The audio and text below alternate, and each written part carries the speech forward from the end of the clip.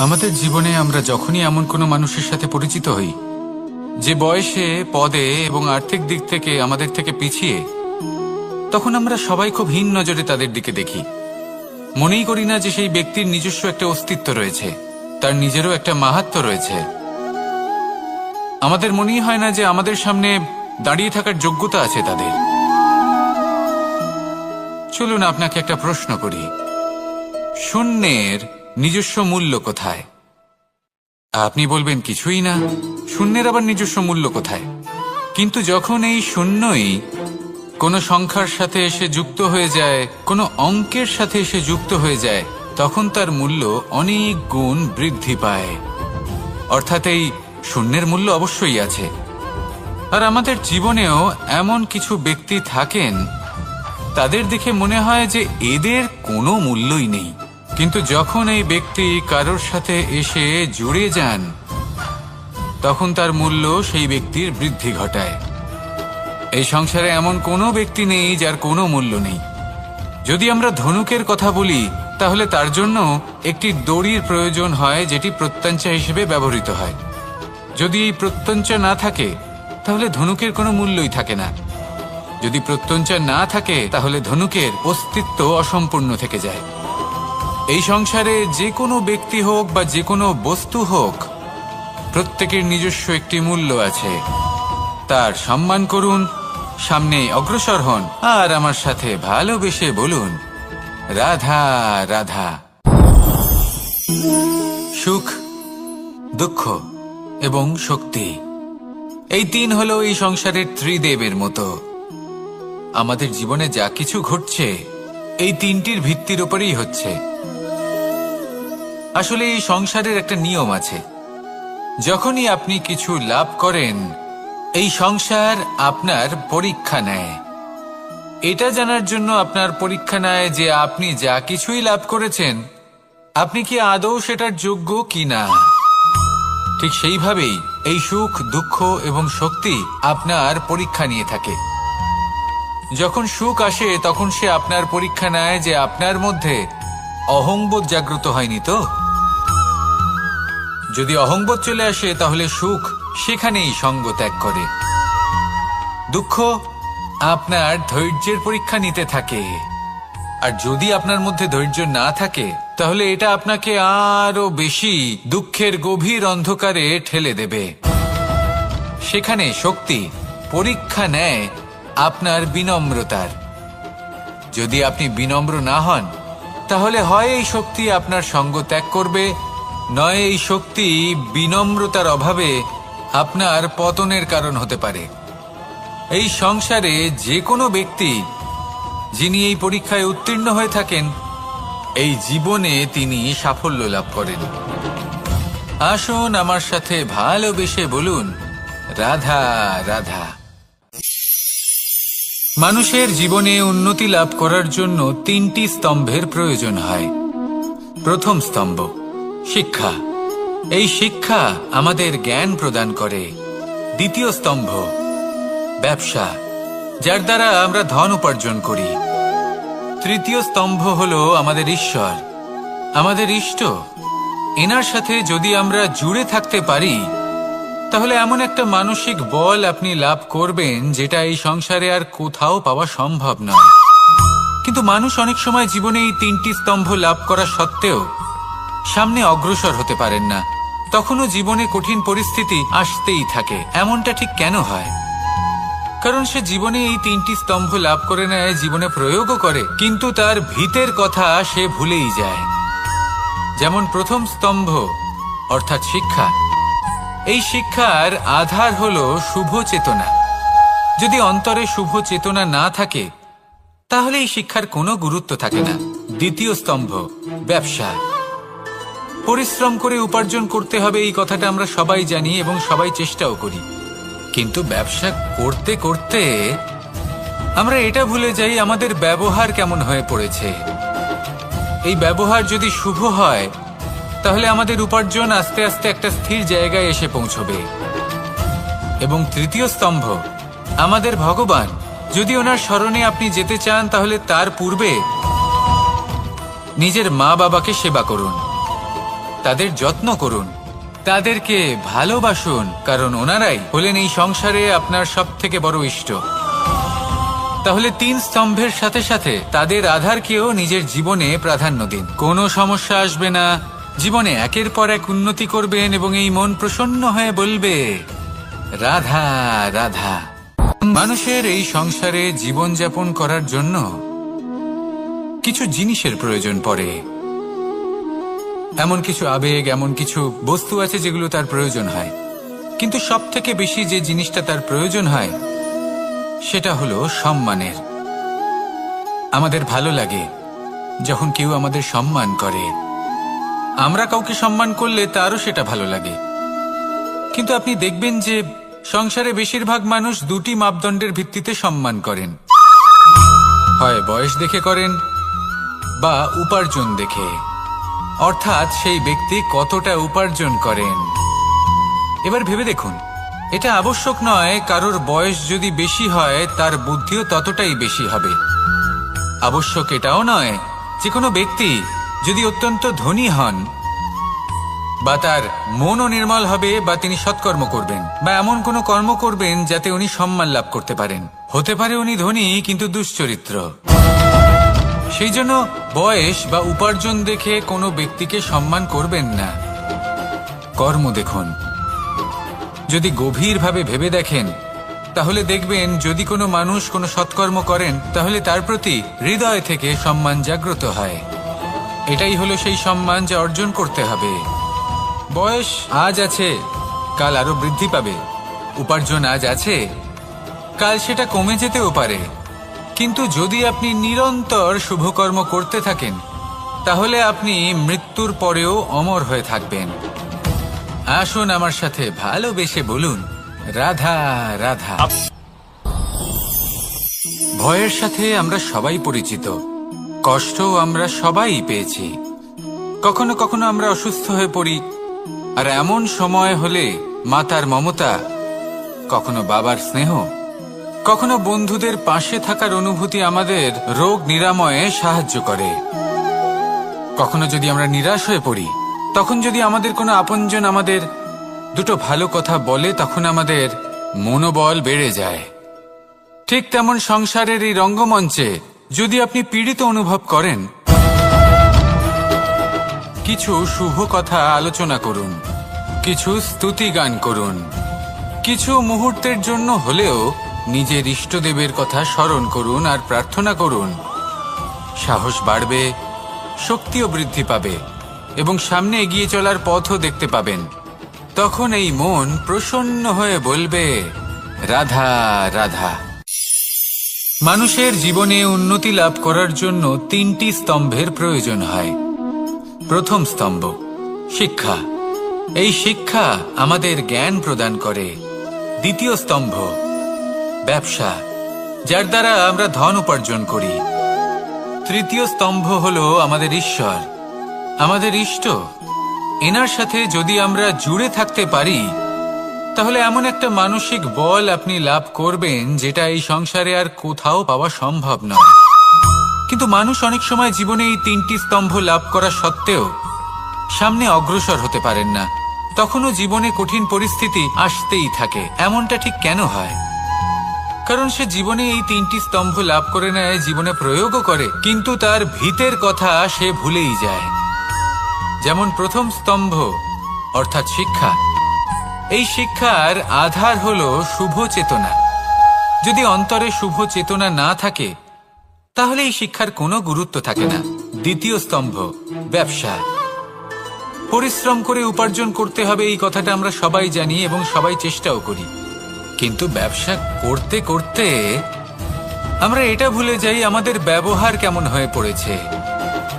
এই ব্যবহার যদি শুভ হয় তাহলে আমাদের উপার্জন আস্তে আস্তে একটা স্থির জায়গায় এসে পৌঁছবে। এবং তৃতীয় স্তম্ভ আমাদের ভগবান। যদি ওনার স্মরণে আপনি যেতে চান তাহলে তার পূর্বে নিজের মা বাবাকে সেবা করুন, তাদের যত্ন করুন, তাদেরকে ভালোবাসুন, কারণ ওনারাই হলেন এই সংসারে আপনার সবথেকে বড় ইষ্ট।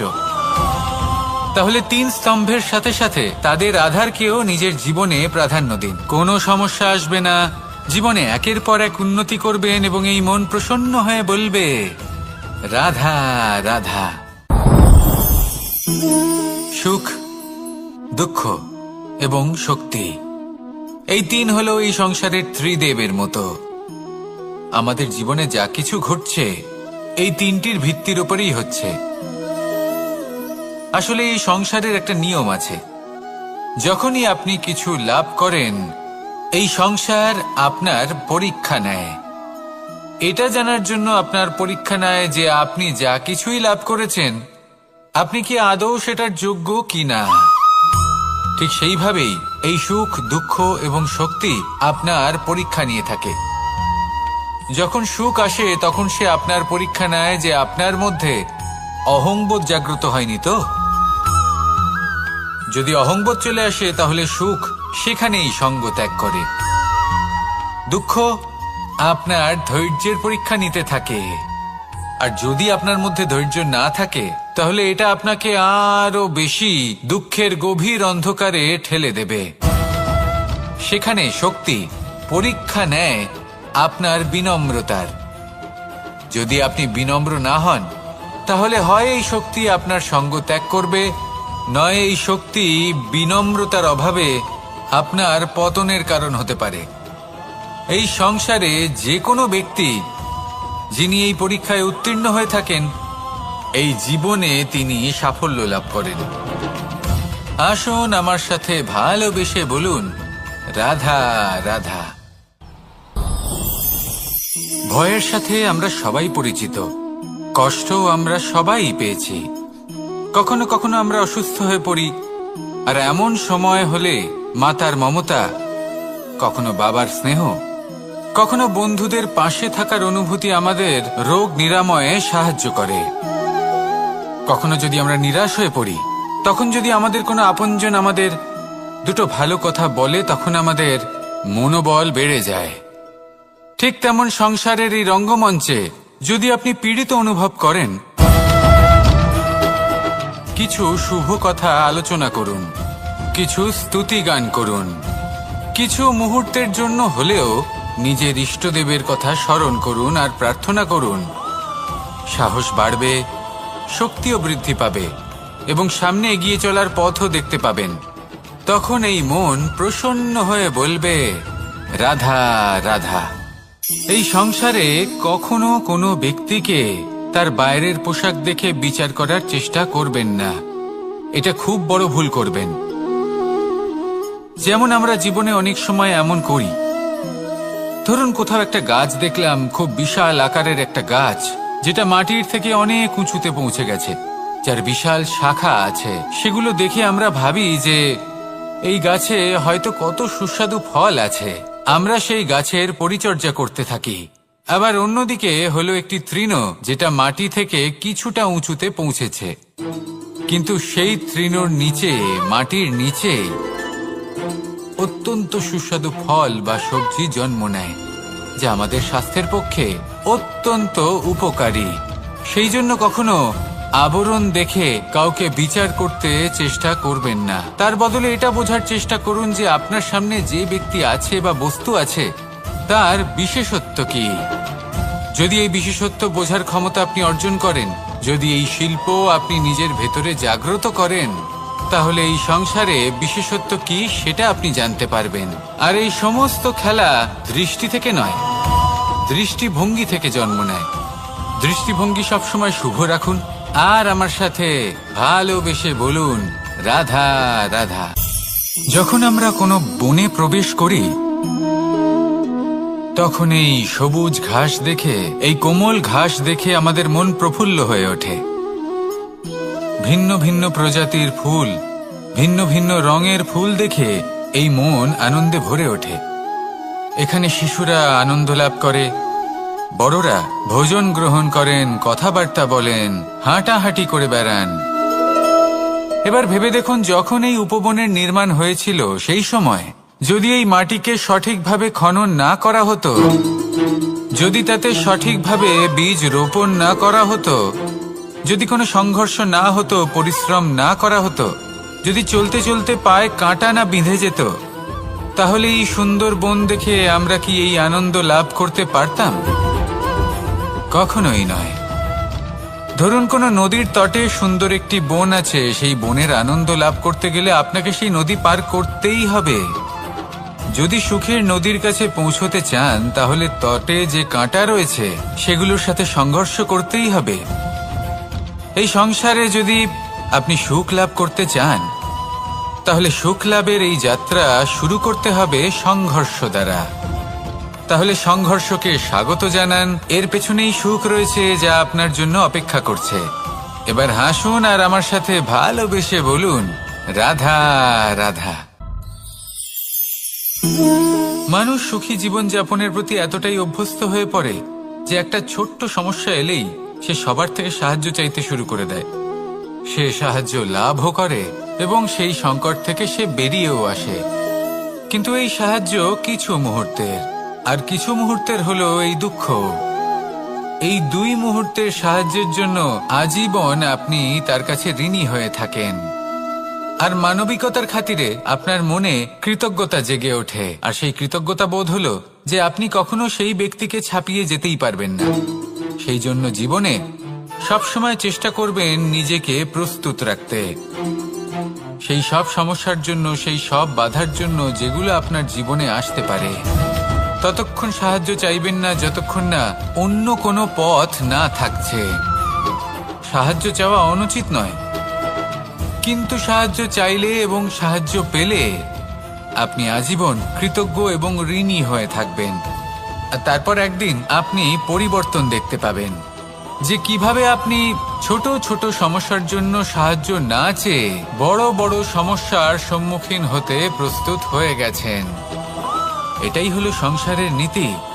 এটাই পালন করুন আর আমার সাথে ভালোবেসে বলুন, রাধা রাধা। আপনি কখনো কাউকে পর্বতে আরোহণ করতে দেখেছেন? বা আপনি কখনো নিজে কোনো পর্বতে আরোহণ করেছেন? করে থাকলে আপনি এই বিষয়ে অবশ্যই জানবেন যে যখন আমরা শিখরের দিকে এগোই, ওপরের দিকে এগিয়ে চলি, তখন আমাদের একটু ঝুঁকে পথ চলতে হয়। তখনই আমরা সেই পর্বত আরোহণ করতে পারি। কিন্তু যে ব্যক্তি নিচের দিকে ফিরে আসছেন তিনি কিন্তু ঝুঁকে চলেন না, তিনি দৃঢ়ভাবে সোজা হয়ে নিচে নামেন। এই ভারসাম্য বজায় রাখার এই খেলাতে সংসারের একটা সার লুকিয়ে রয়েছে। যদি আপনিও জীবনে উঁচুতে উঠতে চান, শিখরে পৌঁছতে চান, তাহলে আপনাকেও নত হয়ে বিনম্র হয়ে সামনে এগোতে হবে।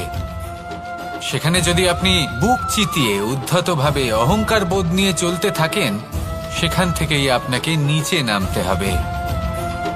কোনো ব্যক্তি তার বিনম্র স্বভাব দেখেই বোঝা যায় যে সেই ব্যক্তি সাফল্যের শিখর দেশে আরোহণ করছে নাকি নিচে তথা খাদের দিকে যাত্রা করছে। তাই সবসময় বিনম্র থাকুন, শ্রেষ্ঠ কর্ম করুন, পরিশ্রম করুন আর আমার সাথে ভালোবেসে বলুন, রাধা রাধা। মানুষের জীবনে স্বচ্ছতার একটা আলাদা গুরুত্ব আছে। যদি আপনি নিজেকে স্বচ্ছ রাখেন তাহলে আপনার নিজেরও ভালো লাগবে, সামনের ব্যক্তিরও ভালো লাগবে, একটা অন্যরকম প্রভাব পড়বে। কিন্তু একজন শ্রেষ্ঠ ব্যক্তি কিভাবে হয়ে ওঠা সম্ভব? যার মধ্যে গুণ আছে, শিক্ষা আছে, শুভ চেতনা আছে, যিনি সৎকর্ম করেন। কিভাবে হব সেই ব্যক্তি যার মধ্যে জ্ঞান আছে? শুধুমাত্র স্বচ্ছ থাকলে তো তা হওয়া সম্ভব নয়। প্রথমে আপনাকে বুঝতে হবে যে মানুষের মধ্যে চারটি মূল তত্ত্ব আছে। প্রথম হলো তার শরীর, যার দ্বারা উনি যে কোনো কর্ম করে থাকেন। দ্বিতীয় তত্ত্ব হলো তার মন, যার দ্বারা কোনো কর্ম করার জন্য সে নিজেকে প্রেরণা দিতে থাকে। তৃতীয় তত্ত্ব হলো বুদ্ধি, যে কর্ম আমরা করতে চাই, যে লক্ষ্যে আমরা পৌঁছতে চাই, সেটা আমরা কিভাবে কোন পথে করব সেটা স্থির করা যায় বুদ্ধি দিয়ে। আর চতুর্থ তত্ত্ব হলো আত্মা। আত্মা হলো এমন এক তত্ত্ব যার কোনো সমাপ্তি নেই। আত্মা হলো অজয়। কিন্তু এরও শুদ্ধিকরণের প্রয়োজন হয়। এই চারটি তত্ত্বের শুদ্ধিকরণ করতে থাকুন, এদের নির্মল রাখুন, শুদ্ধ রাখুন। এবং এটা কিভাবে হবে? শুভ চেতনা দ্বারা, জ্ঞানের দ্বারা, এবং সব থেকে বেশি গুরুত্বপূর্ণ প্রেমের দ্বারা। আসুন আমার সাথে ভালোবেসে বলুন, রাধা রাধা। এই জীবনে তিনটি গুরুত্বপূর্ণ শব্দ আছে যা বোঝা আমাদের কাছে খুব গুরুত্বপূর্ণ, এবং এই তিনটি শব্দের নিজস্ব অর্থ আছে। প্রথম হলো সঙ্গবদ্ধতা, অর্থাৎ একসাথে মিলে কাজ করতে হবে, একসাথে মিলে পরিশ্রম করতে হবে, সামনে এগোতে হবে। এরকম করতে পারলে আপনার শক্তি বৃদ্ধি পাবে, আপনার ক্ষমতা বৃদ্ধি পাবে, আপনি এগোতে পারবেন এবং অনেক দূরে যেতে পারবেন। দ্বিতীয় হলো আত্মবিশ্বাস। হেরে যাওয়া বস্তুও আবার জিতে নিতে পারবেন। যদি আপনার নিজের আত্মবিশ্বাস থাকে তাহলে আপনি কখনো পরাজিত হবেন না। এবং তৃতীয় হলো অহংকার। জয়লাভ করার পরেও কিন্তু এটা আপনাকে পরাজিত করতে পারে। সেই জন্য জীবনে সঙ্গবদ্ধ হন, আত্মবিশ্বাস রাখুন, কিন্তু কখনোই অহংকার করবেন না। এই অহংকার আপনার থেকে সব কিছু কেড়ে নিতে পারে। এই অহংকারের জন্যই মথুরাপতি কংস নিজের পতনের দিকে অগ্রসর হয়েছিলেন। এই অহংকারকে ত্যাগ করুন আর আমার সাথে ভালোবেসে বলুন, রাধা রাধা। এই সংসারে সব থেকে বেশি কঠিন কাজ কোনটা? কেউ বলবেন যুদ্ধ করা, কেউ বলবেন ধন অর্জন করা, আবার কেউ বলবেন জ্ঞান অর্জন করা সব থেকে বেশি কঠিন। এবার প্রত্যেক ব্যক্তির নিজস্ব অভিজ্ঞতা আছে আর সেই অনুসারে তার নিজস্ব একটা উত্তর আছে। সাধারণভাবে দেখতে গেলে এই সংসারে সব থেকে কঠিন হলো তপস্যা করা, অর্থাৎ সব কিছু ত্যাগ করে তপস্যায় নিজেকে বিলীন করে দেওয়া। এবার এর থেকে বেশি কঠিন এই সংসারে আর কি বা হতে পারে? এই সংসারে, এই সমাজে, নিজের পরিবারের মধ্যে থেকেও ধৈর্য ধরে সামনে অগ্রসর হওয়া, এটা হলো সব থেকে কঠিন কাজ। কারণ যখন আপনি তপস্যা করেন তখন সেখানে আপনার ধৈর্য ভাঙার মতো কেউ থাকেন না, না কোনো বন্ধু, না কোনো আত্মীয়, না কোনো শত্রু, কেউ না। কিন্তু যখন আপনি এই সমাজে, এই পরিবারে থাকেন, কোনো না কোনো ব্যক্তি এসে আপনার ধৈর্যের বাঁধ ভেঙে দেওয়ার ক্ষমতা রাখেন। তারা আপনার ধৈর্যের বাঁধ ভেঙে দেয়, আর কখনো কখনো তারা অনিচ্ছাকৃতভাবেই সেটা করে থাকেন। কারণ তাদের মানসিকতা আপনার থেকে আলাদা, তাদের কর্ম আপনার থেকে আলাদা, তাদের দৃষ্টিভঙ্গি আপনার থেকে আলাদা, জীবন যাপন আপনার থেকে আলাদা। সেক্ষেত্রে আপনি ধৈর্যচ্যুত হন, প্রসন্নতা আপনার থেকে ছিনিয়ে নেওয়া হয়। সেই জন্য এই সংসারে, এই পরিবারের থেকেও ধৈর্য ধরে সামনে অগ্রসর হওয়া কোনো পর্বতের শিখরে গিয়ে তপস্যা করার থেকেও অনেক বেশি কঠিন। আর যে ব্যক্তি এই সমাজেই, এই পরিবারে, সেই সকল মানুষের মধ্যে থেকে গিয়েও ধৈর্য ধরে অগ্রসর হতে থাকেন, যারা এই কাজটা শিখে নিতে পারেন, তারাই কিন্তু জীবনে আনন্দ লাভ করতে পারেন। এই ধৈর্যই শেষে আপনার জীবনে প্রসন্নতা বহন করে আনবে। তাই ধৈর্য ধরে জীবনের পথে অগ্রসর হন আর আমার সাথে ভালোবেসে বলুন, রাধা রাধা।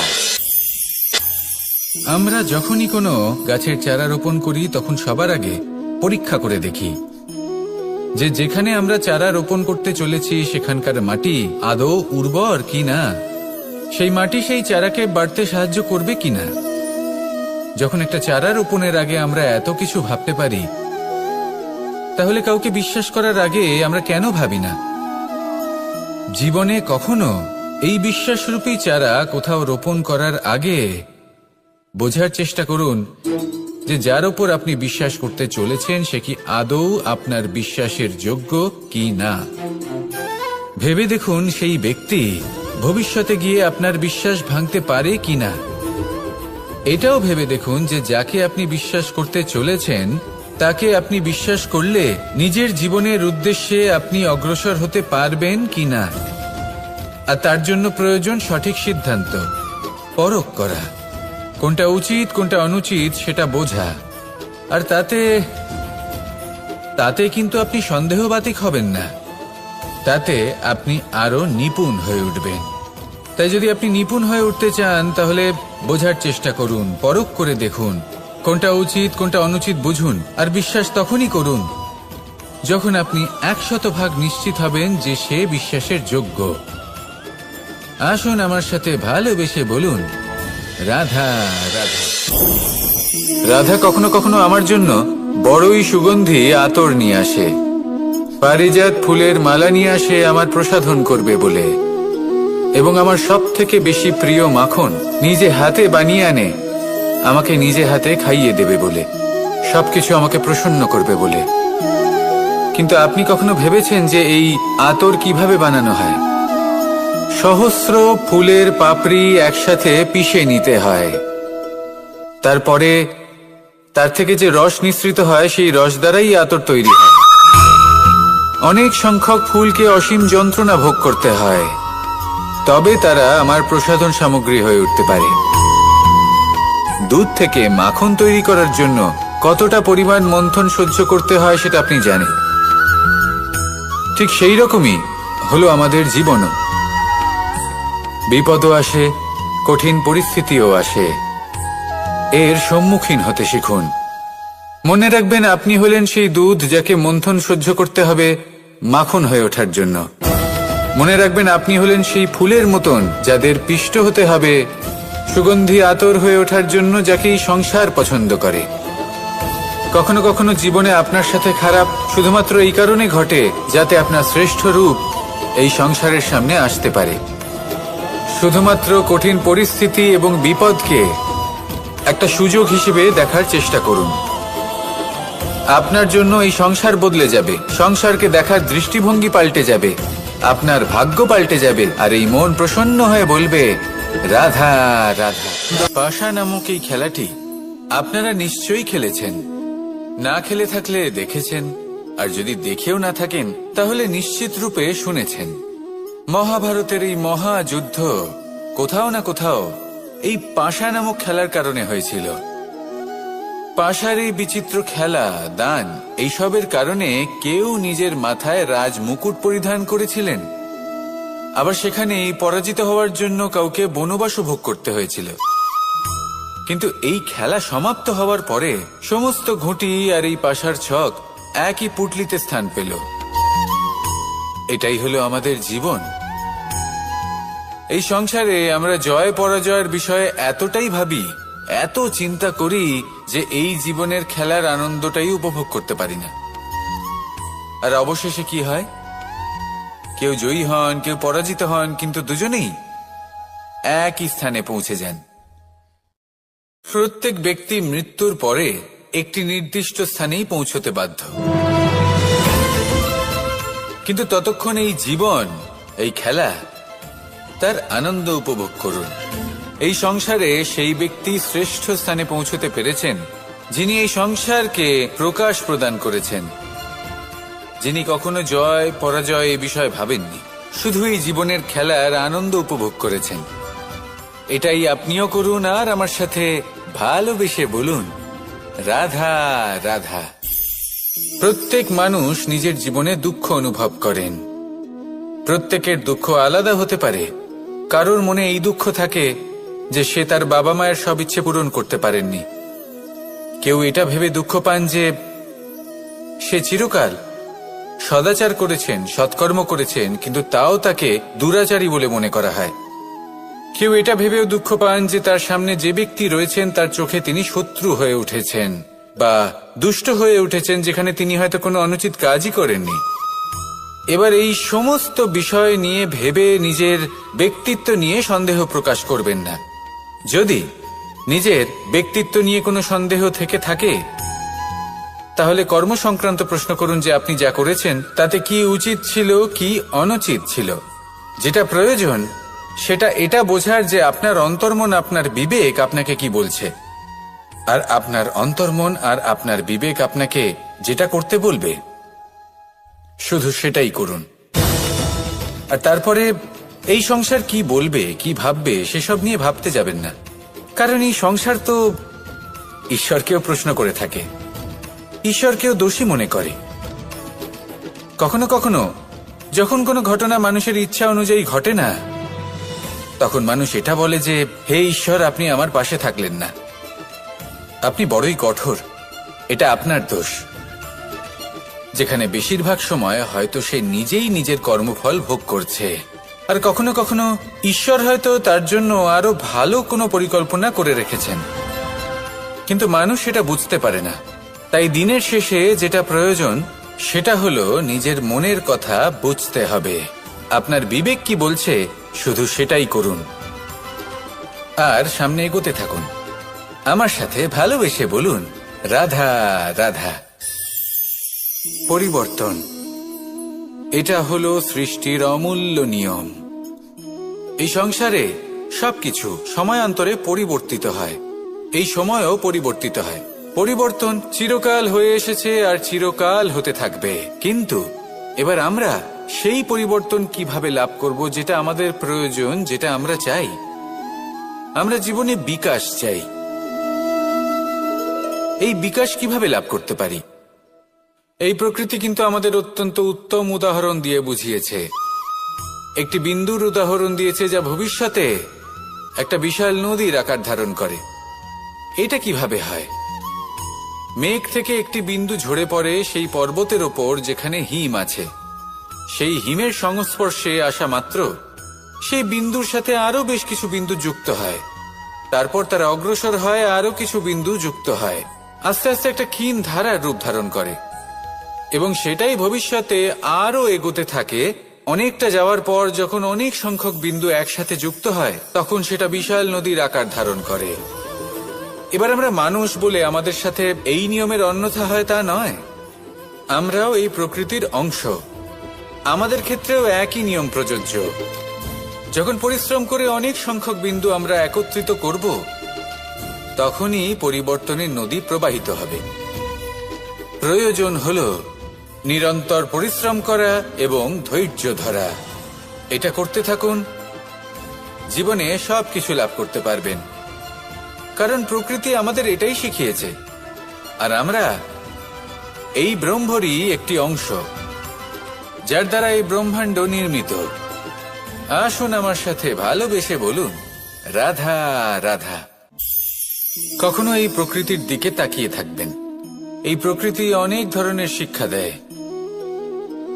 কোন একটা গাছকে দেখুন, কিভাবে সে মাটি থেকে জল শুষে নেয়। সে ঝড় হোক বা হোক কড়া রোদ, সব সহ্য করে এবং অবশেষে সে ফল ধারণ করে।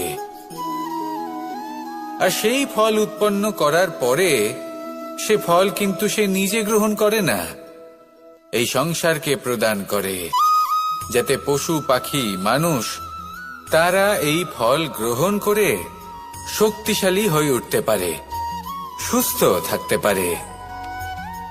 সেভাবেই নদী, সরোবর এরা নিজেরাও কিন্তু নিজেদের জল গ্রহণ করে না, মাটিকে প্রদান করে, পশু পাখিকে প্রদান করে।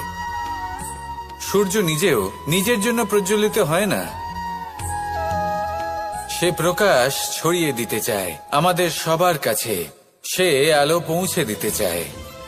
এই প্রত্যেকের কর্মে পরমার্থ নিহিত আছে, আর সেই জন্যই এদের সকলকে পুজো করা হয়। তাই মনে রাখবেন, আপনার কাছে জীবন যাপনের অতিরিক্ত যা কিছুই আছে তা পরমার্থের জন্য। তাহলে তার সদ্ব্যবহার করুন, আর আমার সাথে ভালোবেসে বলুন, রাধা রাধা। আমরা প্রত্যেকেই অবশ্যই এমন সময় দেখেছি যখন অনেকগুলো সমস্যা একসাথে আমাদের জীবনে এসে পড়ে। সমস্যা আমাদের প্রত্যেকের জীবনেই থাকে। আমরা তার সমাধান খুঁজতে চেষ্টা করি, কখনো সমাধান খুঁজে পাই, আবার কখনো যতই চেষ্টা করি না কেন কোনো সমাধান খুঁজেই পাই না। আর যখন এটা হয় তখন মানুষ অত্যন্ত বিচলিত হয়ে পড়েন। নিজের আত্মীয় স্বজন, নিজের বন্ধু বা সংসার, এদের ওপরে এই দোষ চাপিয়ে দেন যে এদের জন্যই এই সমস্যা এসেছে। এবার যদি আমি আপনাকে কোনো পরামর্শ দিই, তাহলে এটাই বলবো যে দৃষ্টিভঙ্গি পাল্টে দেখুন। এই দৃষ্টিভঙ্গি দিয়ে দেখুন যে এই সংসারে যে সমস্যায় আসুক না কেন তার জন্য কেউ দোষী নয়, না আপনি না অন্য কেউ। এই পুরো খেলাটাই আপনার মানসিকতা, আপনার দৃষ্টিভঙ্গির, আপনার মনের। কিভাবে বোঝাচ্ছি? যখন আমাদের মন শক্ত থাকে তখন কঠিন থেকে কঠিনতর পরিস্থিতিও আমাদের জীবনে খুব বেশি হলে প্রতিস্পর্ধা হয়ে থেকে যায়। সেখানে যদি আমাদের মন দুর্বল থাকে, তখন অল্প কঠিন পরিস্থিতিও আমাদের কাছে খুব বড় সমস্যা হয়ে যায়, তাই না? একটা শক্ত মন কঠিন পরিস্থিতিকে প্রতিস্পর্ধা হিসেবে দেখে আর তার মধ্যেও একটা সুযোগ খুঁজে নেয়। আমাদের শুধু এটাই করতে হবে।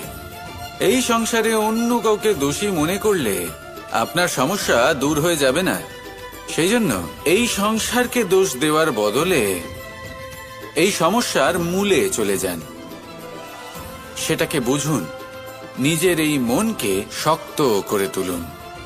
যদি আপনার মন শক্তিশালী হয়, তাহলে এই সংসারে অনেক বড় বড় কঠিন থেকে কঠিনতর পরিস্থিতিও যদি আসে, আপনার জীবনে যতই বড় বড় সমস্যা আসুক না কেন, আপনার লক্ষ্য লাভে বাধা দিতে পারবে না। আসুন আমার সাথে ভালোবেসে বলুন, রাধা রাধা। আমরা সবাই পাথর দেখেছি, পর্বতও দেখেছি, শুকনো পাতাও দেখেছি, শ্যামল বনানীও দেখেছি। কখনো ভেবেছেন পাথরের অস্তিত্ব কিন্তু ততক্ষণ পর্যন্ত যতক্ষণ সে পর্বতের গায়ে আটকে থাকে। যখন সেই পর্বত থেকে সেই পাথর ভিন্ন হয়ে যায় ও নিজের অস্তিত্ব হারিয়ে ফেলে। আস্তে আস্তে কখনো পাথর কেটে বা কখনো পিষ্ট হয়ে সেই পাথর আস্তে আস্তে মাটিতে পরিণত হয় এবং পূর্ণরূপে নিজের অস্তিত্ব হারিয়ে ফেলে। এটাই পাতার সাথেও হয়। এই পাতা যতক্ষণ গাছের ডালের সাথে যুক্ত ততক্ষণ তার অস্তিত্ব থাকে। যখনই ডাল থেকে বিচ্ছিন্ন হয়, সেও নিজের অস্তিত্ব হারিয়ে ফেলে। আর এটাই আমাদের সাথেও হয়। যতক্ষণ আমরা নিজেদের আপনজনের সাথে যুক্ত থাকি, আমাদের অস্তিত্ব বজায় থাকে। যখন আপনজনদের সাথে সম্পর্ক ছিন্ন করি, তখন আমরাও আমাদের অস্তিত্ব হারিয়ে ফেলি। এবার এই সংসারের প্রত্যেক ব্যক্তি স্বতন্ত্র থাকতে চান, আর অনেক ব্যক্তি স্বতন্ত্র থাকবেন বলে আপনজনদের দূরে করে দেন আর তাদের সাথে এই সম্পর্ক ছিন্ন করেন। এটা কি সত্যি প্রয়োজন? আপনজনদের সাথে সম্পর্ক ছিন্ন করে নিজের অস্তিত্ব হারিয়ে ফেলা প্রয়োজনীয়, নাকি আপনজনদের সাথে সম্পর্ক বজায় রেখে নিজেদের স্বতন্ত্র করে রাখা সেটা আবশ্যক? নির্বাচন আপনারই। আসুন আমার সাথে ভালোবেসে বলুন, রাধা রাধা। আপনি কি কখনো নৌকা যাত্রা করেছেন? করে না থাকলেও নিশ্চয়ই দেখেছেন যে এই জল যা নিজের অন্তরে সব কিছু সমাহিত করে নিতে পারে, এই নৌকা সেই জলের ওপরেই ভেসে থাকে। নদীর স্রোত কাটিয়ে সে সামনে অগ্রসর হয়। কিন্তু যদি এই নৌকায় কোনো ছিদ্র হয়, তাহলে কিন্তু সেই নৌকা ডুবে যাবে। আর এতে কোনো তফাৎ হবে না যে সেই ছিদ্র ছোট নাকি বড়, নৌকা ডুবে যাবে। এই ছিদ্র হলো আমাদের জীবনে আমাদের অপগুণ, আমাদের দোষ, আমাদের বিকার। কখনো এটা ভাববেন না যে এই দোষ খুবই ছোট, এতে কিছুই যাবে আসবে না। না, সেই ছোট দোষ, সেই ছোট বিকার যদি সেটাকে শুধরে না নেন, তাহলে সেটা আপনাকে আপনার পতনের দিকে নিয়ে যাবে। শেষ পর্যন্ত এটা আপনার উপর নির্ভরশীল যে আপনি কি চান। আপনার জীবনের এই নৌকা এভাবেই ডুবে যেতে দেখবেন, নাকি নিজেকে শুধরে নিয়ে সেই নৌকার সেই ছিদ্রটাকে ভরিয়ে তুলতে চাইবেন? নির্বাচন আপনার। আসুন আমার সাথে ভালোবেসে বলুন, রাধা রাধা। জল, জলই পৃথিবীতে বেঁচে থাকার জন্য আবশ্যক তো বটেই, কিন্তু এই জল আমাদের একটা অত্যন্ত গুরুত্বপূর্ণ শিক্ষা প্রদান করে। কখনো এই জলকে দেখেছেন? যে পরিস্থিতিতেই এই জল প্রবাহিত হোক না কেন, এর উপর যা কিছুই প্রভাব থাকুক না কেন, এর পথে যতই বাধা আসুক না কেন, তার মধ্যে থেকে ও নিজের পথ ঠিক বের করে নেয়, কিন্তু নিজের প্রবাহ থামতে দেয় না, ক্রমাগত অগ্রসর হতে থাকে। সেরকমই একটা শিক্ষা যেটা আমরা জল থেকে পেয়ে থাকি, তা হলো এটা: আমরা যখন জলের দিকে তাকাই, তখন আমরা নিজের প্রতিবিম্ব দেখি, স্পষ্টভাবে দেখতে পাই। কিন্তু তখনই দেখতে পাই যখন এই জল শান্ত থাকে, স্থির থাকে। যদি এই জল অশান্ত হয়ে থাকে, স্থির না হয়, তাহলে আমরা এতে নিজের প্রতিবিম্ব দেখতে পাই না। এটাই আমাদের মনের সাথেও হয়ে থাকে। যখনই জীবনে কোনো সংকট আসে, যদি আমরা শান্ত মনে, স্থির মনে সিদ্ধান্ত নিই, তাহলে সেটা এমন একটা শীতল সিদ্ধান্ত হবে যেটা আমাদের ভবিষ্যৎকে একটা শ্রেষ্ঠ স্থানে নিয়ে যাবে। যদি এই মন অশান্ত হয়, বিচলিত হয়, পীড়িত হয়, দুঃখিত হয়ে থাকে, রুষ্ট হয়ে থাকে, তাহলে অনেক সময় আমরা এমন সিদ্ধান্ত নিই যেটা আমাদের জন্য অনুচিত প্রমাণিত হয়। যখন আপনি ক্রুদ্ধ ছিলেন বা দুঃখের বশে ছিলেন, তখন অনেক সময় হয়তো এমন সিদ্ধান্ত নিয়েছেন যেটার জন্য ভবিষ্যতে আপনি অনুশোচনা করেছেন। এবার দেখুন, এই আবেগগুলো থেকে আমরা পালাতে পারবো না, কিন্তু এই আবেগগুলো আপনার উপর কতটা প্রভাব ফেলবে সেটা আমরা অবশ্যই ঠিক করতে পারি। এই মনকে আমরা নিয়ন্ত্রণ করতে পারি। এটাই করুন, চিন্তা করুন, এই মনকে শান্ত রাখুন, স্থির হতে চেষ্টা করুন, আর তারপরে সিদ্ধান্ত নিন। আসুন আমার সাথে ভালোবেসে বলুন, রাধা রাধা।